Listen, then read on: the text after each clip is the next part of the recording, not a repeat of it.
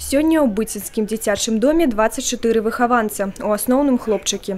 Падрыхтоўку да самастойнага жыцця і службы ў арміі трэба пачынаць загадзя, лічаць арганізатары двухдзённага сацыяльна-асветніцкага праекта. Акцент идет на любовь к родине, чувство патриотизма, долга перед Родиной. Соответственно, мы ездим по детским домам и помогаем детям принять, скажем так, эту неотъемлемую часть, быть мужчиной, любить Родину и быть правильным человеком, законопослушным гражданином, который помогает ближним.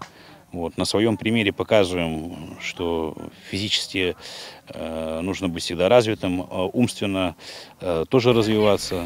Выхаванцы дзіцячага дома самі разбівалі палатачны лагер і гатавалі ежу ва ўмовах палявой кухні. У шматлікіх эстафетах правяралі моц і трапнасць.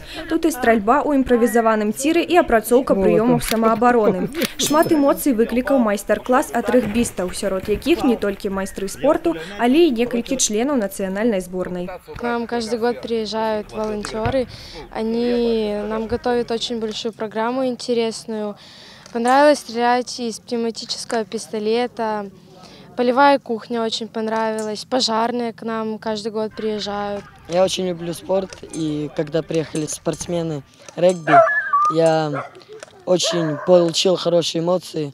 Люблю собирать и разбирать оружие, стрелять из пневматического оружия. Это очень здорово, эмоции зашкаливают.